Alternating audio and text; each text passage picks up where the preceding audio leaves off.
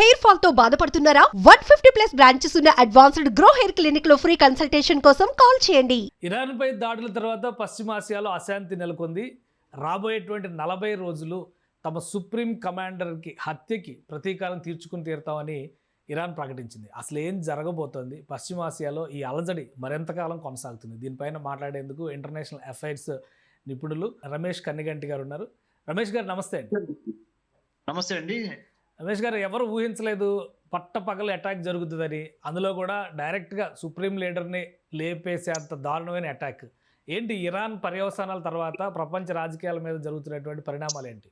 తప్పకుండా మనం గమనించాల్సింది, ఇరాన్కి సంబంధించిన proxy organisations, extremist organisations, Hezbollah, Houthi rebels from Yemen and Hamas, ఈ మూడింటిని యాక్టివేట్ కాకుండా చేసుకోవాలి. ఈ మూడు కనుక యాక్టివేట్ అయితే ప్రపంచంలో చాలా చోట్ల అమెరికన్ బేసిస్ మీద ప్రపంచంలో ఉన్న యూదులు అంటే జూయిష్ పీపుల్ మీద తీవ్రమైన దాడులు ఎదుర్కోవాల్సిన అవసరం ఉంటుంది. అమెరికన్స్ ఇటు జూయిష్ అంటే ఇజ్రాయలీ పీపుల్.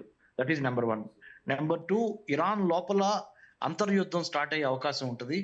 ఇరాన్ లోపల ఐతుల్లా ఖొమైనీ మరణించిన తర్వాత ఆయన్ని దేవుళ్లాగా చూసే వర్గం ఒకటి ఉంటే, ఆయనకి వ్యతిరేకంగా కొంతమంది యువత ఉన్నారు అనేది ఒక అంచనా. సో ఆ రెండింటి మధ్య కనుక యుద్ధం జరిగితే అవి అంతర్గత యుద్ధంగా ఏర్పడి సివిల్ అన్రెస్ట్ వచ్చి, పొలిటికల్ అన్రెస్ట్ వచ్చి దేశం మొత్తం కుక్కలు చుంపిన విస్తరలాగా అయ్యే అవకాశం ఉంటుంది.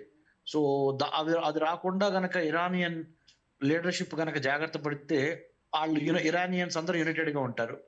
ఇరాన్ యునైటెడ్ గా ఉండకుండా ఉండటానికి అమెరికా, ఇజ్రాయిల్ చాలా హోంవర్క్ చేసింది ఇంత ముందులే. ఇజ్రాయిలీ మొసాద్స్ అంటే ఇజ్రాయిలీ స్పై ఏజెంట్స్ ని మొసాద్ అంటారు, మొసాద్ ఏజెన్సీ, గూఢాచారులు. అట్లానే సెంట్రల్ ఇంటెలిజెన్స్ ఏజెన్సీ సిఐఏ, అమెరికాకు సంబంధించిన ఎక్స్టర్నల్ ఇంటెలిజెన్స్ చూసేది సిఐఏ. ఈ CIA, Mossad, they have done lot of homework before they have even invaded Iran yesterday on 28th of February 2026.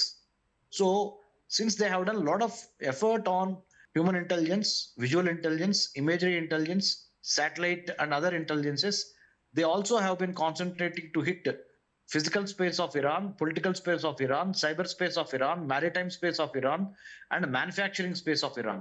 Okay, ఈ అన్నిటి చాలా 1 by 1 స్టేజ్ ప్రకారం కొడతా వెళ్తూ ఉంటారు. ఇప్పుడు మనం ప్రపంచం మొత్తం ప్రార్థించాల్సింది, ఆపాల్సింది ఏంటంటే ఇది అణ్వాయుధ యుద్ధంగా మారకుండా ఉండాలి. ఎందుకంటే ఇజ్రాయెల్ దగ్గర న్యూక్లియర్ వెపన్స్ ఉన్నాయి, ఇరాన్ దగ్గర న్యూక్లియర్ వెపన్స్ ఉన్నాయి.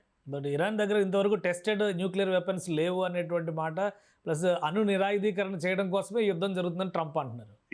ఇజ్రాయెల్ దగ్గర క్రెడిబుల్ ఇంటెలిజెన్స్ ఉంది, ఇరాన్ దగ్గర nuclear weapons already uranium entry జరిగిందని. పాకిస్తాన్ కి అణ్వాయుధాలు ఇచ్చింది ఎవరు? ఇరాన్ వాళ్ళే. For your kind information. అవును అవును. సో వాళ్ళు చెప్పి మనం నమ్మకూడదు.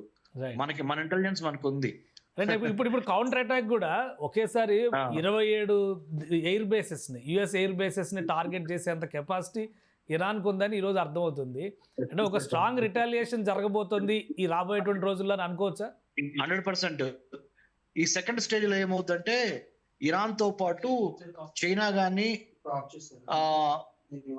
పాకిస్తాన్, చైనా, నార్త్ కొరియా, తర్వాత రష్యా, ఇవి గనక ఇరాన్ కి మద్దతుగా, అమెరికాకి వ్యతిరేకంగా, ఇజ్రాయెల్ కి వ్యతిరేకంగా ముందుకు వస్తాయా అనేది మనం అదొక యాంగిల్ ఉంది. ఆ యాంగిల్ రాకుండా ఉంటే బాగుండు. ఆ యాంగిల్ కనుక వస్తే మూడో ప్రపంచ యుద్ధమే. కానీ ఆ పాసిబిలిటీ ఉందా? Russian president already Putin security council permanent members అందరితో వీడియో కాన్ఫరెన్స్ కండక్ట్ చేస్తారని చెప్పి ఒక ఇన్ఫర్మేషన్ వస్తుంది. అలాంటి పాసిబిలిటీస్ ఏమైనా ఉన్నాయి? ఒక స్టాండ్ ఓపెన్ గా తీసుకునేటువంటి ఛాన్సెస్ పుతిన్ తీసుకుంటే ఆశ్చర్యపోవక్కర్లా, కానీ చైనా వాళ్ళు తీసుకోరు. ఎందుకంటే చైనాకి అమెరికాకి మధ్య లాట్ ఆఫ్ ట్రేడ్ కి సంబంధించి, బిజినెస్ కి సంబంధించి చాలా గట్టి రిలేషన్స్ ఉన్నాయి.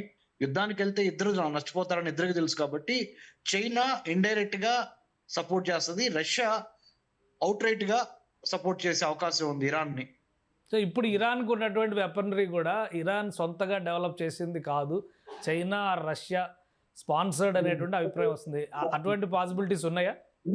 100%. సో ఇంకొక విషయం, ఇండియాతో కంపేర్ చేసుకుని మనం చూసినప్పుడు అటు ఇరాన్ పక్కనే ఉన్నటువంటి ఆఫ్ఘనిస్తాన్, పాకిస్తాన్ మధ్య యుద్ధం నడుస్తుంది. ఇండియాకి అటు ఆఫ్ఘనిస్తాన్తోనూ సత్సంబంధాలు ఉన్నాయి, ఇరాన్తోనూ సత్సంబంధాలు ఉన్నాయి. ఈ యుద్ధ ప్రభావం ఇండియా పైన ఎలాంటి ఎఫెక్ట్ చూపించే అవకాశం ఉంది? మనం ఇంకొక ప్రార్థన ఏం చేయాలంటే, ఈ స్ట్రైట్ ఆఫ్ హర్ముజ్ అంటే గల్ఫ్ ఆఫ్ ఒమెన్, ఇరాన్ కి ఒమన్ కి మధ్య ఉన్న ఈ స్ట్రైట్ ఆఫ్ హర్ముజ్ అనే జలసంధి క్లోజ్ కాకుండా చూసుకోవాలి. క్లోజ్ అయితే మాత్రం చాలా ఇబ్బందుల్లోకి వెళ్ళిపోతాం. చాలా షిప్పింగ్ లైన్స్ అవన్నీ ఇబ్బంది అవుతుంది. ఈ ఎఫెక్ట్ యుద్ధంగా మారే అవకాశం లేదంటారా? పాకిస్తాన్ ఆఫ్ఘనిస్తాన్ మధ్య ఉన్నటువంటి యుద్ధ వాతావరణం కూడా ఈ ఎఫెక్ట్ వలన అక్కడ తీవ్రత పెరిగేటువంటి అవకాశం ఏమైనా ఉందంటారా? ప్రతి ఆపర్చునిటీని ఉపయోగించుకోవాలని పాకిస్తాన్ చూసిద్ది. సో మనం కూడా చాలా జాగ్రత్తగా ఉండాలి. ఇండియా కూడా పాకిస్తాన్ కి జరుగుతున్నది ఫ్లేరప్ అయ్యి మన జమ్మూ కాశ్మీర్ దాకా రాకుండా మన బోర్డర్స్ 3,323 కిలోమీటర్ల బోర్డర్ ఉంది ఇండియాకి పాకిస్తాన్ కి మధ్య. 3,488 కిలోమీటర్ల బోర్డర్ ఉంది ఇండియాకి చైనాకి మధ్య. మనం జాగ్రత్తగా కాపాడుకోవాలి. 4,000 కిలోమీటర్ల బోర్డర్ ఉంది ఇండియాకి బంగ్లాదేశ్ కి మధ్య. ఇవన్నీ కాపాడుకోవాలి. 15,000 కిలోమీటర్ల ల్యాండ్ బోర్డర్స్ ఇండియా చుట్టుపక్కల ఉన్న దేశాలతో కాపాడుకోవాలి. మళ్ళీ మనకి 11,098 కిలోమీటర్ల కోస్తా తీర ఉంది, కోస్టల్ బోర్డర్ ఇండియాకి. దాన్ని కాపాడుకోవాలి. ఆయిల్, న్యాచురల్ గ్యాస్ షిప్పింగ్ వీటన్నిటిని కాపాడుకోవాలి. రైట్. ఇప్పుడు జమ్మూ కాశ్మీర్ టాపిక్ తీశారు కాబట్టి ఇరాన్లో ఖమేనీ హత్య తర్వాత జమ్మూ కాశ్మీర్లో కూడా షియా నేతలు ఇరాన్కి మద్దతుగా ప్రకటనలు చేస్తున్నారు. జమ్మూ కాశ్మీర్ రాజకీయాలపైన కానీ భారత అంతర్గత రాజకీయాల విషయంలో కానీ ఇది ఏమైనా ప్రభావం చూపిస్తుందా? ఇరాన్ కి భారతదేశం మనం చూసినప్పుడు 100% సైజబుల్ షియా ముస్లిమ్స్ ఇండియాలో కూడా ఉన్నారు. కాబట్టి మనం సెక్యులర్ ఫ్యాబ్రిక్ ఆఫ్ అవర్ కంట్రీని కాపాడుకోవాలి. లౌకిక రాజ్యం, మన సున్నీలు షియాలు మనందరం మన ఇండియాలో ఉన్న వాళ్ళు మాత్రం మనం ఆ ఐకమత్యం చూపించి మన భారతదేశం తరపున కలిసి పనిచేస్తున్నట్టుగానే ఉండాలి. కానీ అందుకనే అతి త్వరగా యుద్ధం ఆగిపోతే అందరికీ మంచిది. మనము ఇజ్రాయెల్, అమెరికాని సపోర్ట్ చేయకూడదు. యుద్ధానికి సంబంధించినంత వరకు ఇరాన్ కూడా సపోర్ట్ చేయకూడదు. యుద్ధాన్ని ఆపటం కోసమే మనం ప్రతి ప్రయత్నము, ప్రతి ఎఫర్ట్ అదే ఉండాలి. రైట్. థ్యాంక్ యూ రమేష్ గారు విశ్లేషణ అందించినందుకు. ఇది జై హింద్.